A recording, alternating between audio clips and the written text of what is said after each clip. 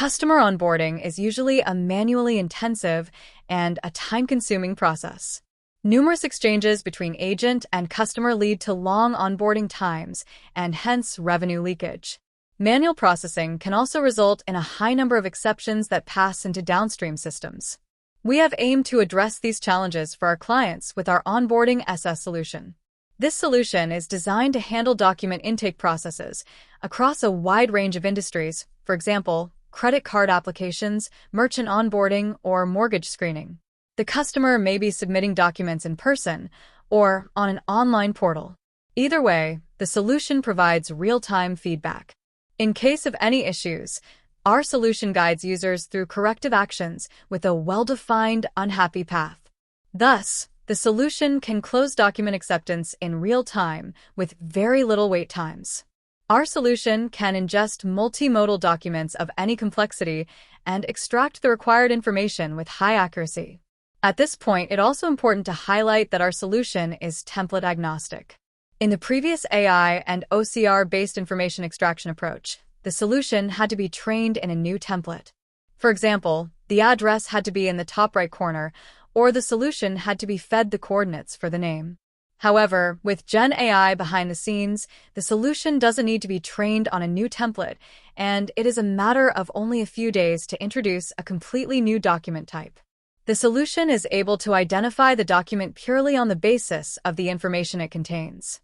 Our solution also uses the maker-checker approach, wherein we pass the same set of documents through two different LLMs to ensure extracted information consistency and thus accuracy. Now, let's look at the agents on this slide. Once the documents are ingested, our multi-agent verification framework kicks in, performing various checks. First, under document acceptance, we do document decomposition. A customer might submit zip files or folders of documents, or a customer can also read multiple files into a single PDF and submit that. During document decomposition, the solution segregates all of these documents so that they can be easily classified. The next agent is document classification. This agent essentially looks at the context provided within the segregated documents and identifies the document type. The next piece is the document verification. Over here, we do various eligibility checks on the documents. We check documents for various issues such as blurriness, for corner checks. We also check for document eligibility. In our solution, you can define eligibility criteria, such as recency criteria, that the document should be within last 3 months. This could apply to a pay stub or a bank statement. You can also have criteria such as that the document shouldn't be expired, which can be especially pertinent for a driving license, for instance. Now that all of these verification checks are done, the next agent is document fraud detection. Document fraud is a whole solution in itself with a lot of submodules. When we walk through this later, we will see how the solution identifies different types of tamperings that have been done within the document. Next section is information retrieval. Under that section, we have the information extraction agent, which is one of the key agents of the solution.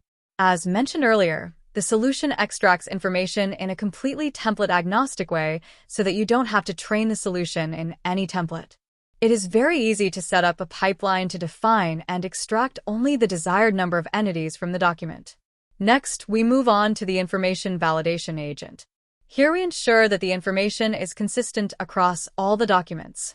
For example, we ensure that the name is consistent across all the documents.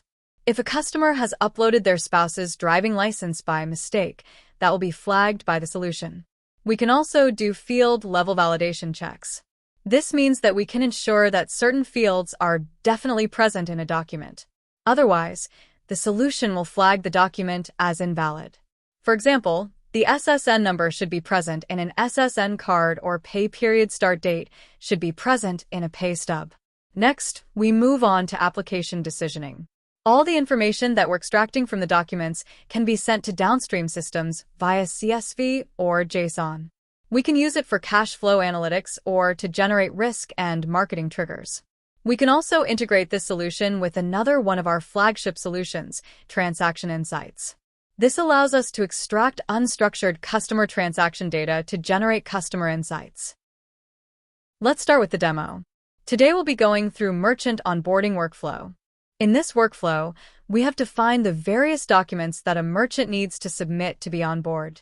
For example, we have checking account statement, some tax documentation, financial statement, article of incorporation, and also pay stub and driving license for the beneficial owner. Let's upload a bunch of these documents. Let's say a customer walks into a branch or they're on an online portal and they're submitting all of these documents. I can select zip files or also folders. Let me just upload them. Again, the solution is document agnostic. As you can see here, we can upload various kinds of documents.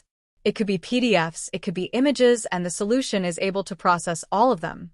What's happening now is that the multi-agent framework is kicking in. All of the agents that we saw earlier, document classification, document eligibility checks and verification, document fraud, information extraction, all of them are working together right now to give real-time feedback to the customer. While this is processing, let's take a look at the documents that have been uploaded. As you can see here, this is the article of incorporation. It has all the information about the company, its address, and contact information. The next document is the financial statement. As you can see, it is a little semi-structured. Moving on, we have a tax document, Form 1065. Again, this looks structured, but if you see, the information is just dropped into various boxes. While a human eye can tell which number belongs to which entity, it is not really structured. Despite that, we didn't have to train our solution in any of these document templates. Just by looking at the context of the document and the information contained within it, the solution is able to classify these documents and extract these values for the corresponding entities. The next document is the financial statement. This is the document which will be evaluated by our fraud agent for any falsification or tamperings. Just to give you a quick look, we have a couple of tamperings here. There has been an overlay, the address has been forged. Let's see what the agent does. If we go back to the customer vault, we can see that all these documents have been processed. Over here in the workflow, all the mandatory documents that were required have been submitted, and they have been passed. All these documents have also been classified.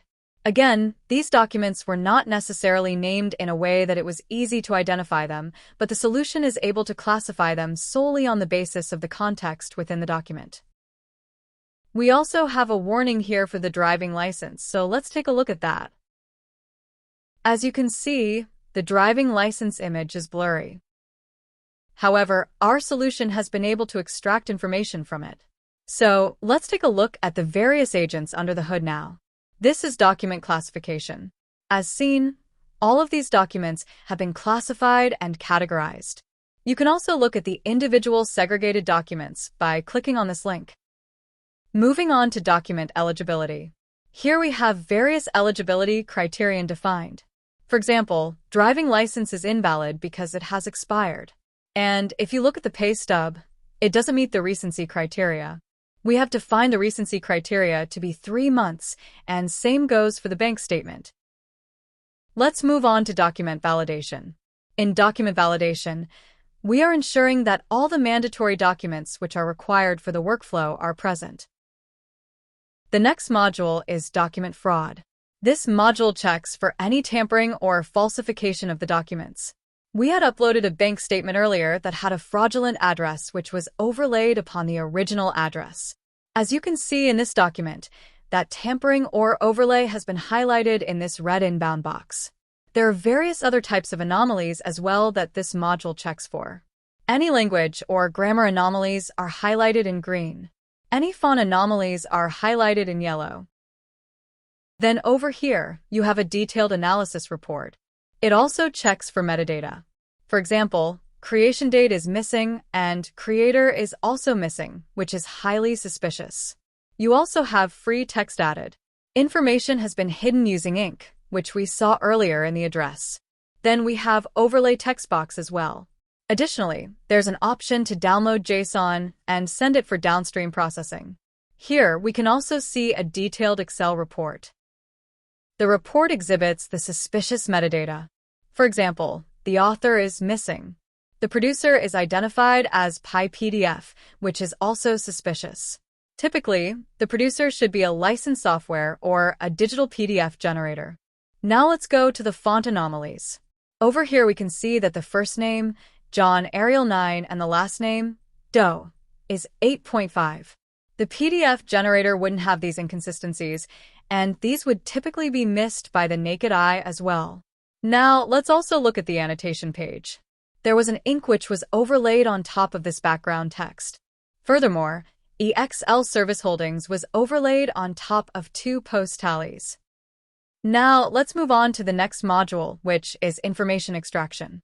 We have defined all of these entities in the pipeline for each document, and the solution is able to extract all these values against those entities. If you look at the article of incorporation, there is missing information that is required to be filled. In our solution, you can set up field-level validation so you can define information that should definitely be present in a document for it to be accepted. For example, in the driving license section specifically, gender is a missing field, and that has been set up to be required information. As you can see, if you mouse over on any value, the solution provides this confidence score in addition to maker-checker results, which gives high confidence in our extracted information. Now, let's move on to the next section, which is information validation. Over here, we are looking for information consistency across all the uploaded documents. Here, the platform is checking, for instance, if I have uploaded my spouse's driving license by mistake instead of mine. If I have, it would be highlighted here. Here, the solution conducts a fuzzy match. For example, if the address is apartment number in one document and a PT number in another document, the solution will treat it as the same address. In this case, we do indeed have mismatches in an address in a lot of documents, and this has been highlighted by the solution. Let's move on to the next module, which is database verification. This module extends verification to structured data. The structured data could be anything, your own internal CRM data or bureau data, or data coming from government websites. The idea is to match information extracted from all of these unstructured documents with this structured data and to highlight any inconsistencies. In this case, you can see that the name and address is inconsistent with an internal database that we have connected the solution to. Lastly, I want to walk you through maker-checker verification. The submitted documents are passed through 2 LLMs simultaneously and both extract information from documents independently from each other. The result is then presented to you here. Let's move down.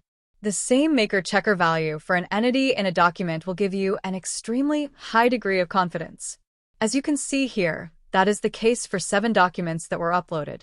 For the driving license, expiration date is inconsistent, and that has been highlighted. Finally, the human in the loop can also request the customer for a clearer image. Thus, in the Onboarding Assist solution, all of these agents work together to highly automate and streamline the document acceptance process. The solution also involves human in the loop in case of document fraud or maker-checker inconsistency. EXL's Onboarding Assist solution is highly scalable and can be extended to customer management use cases in multiple domains.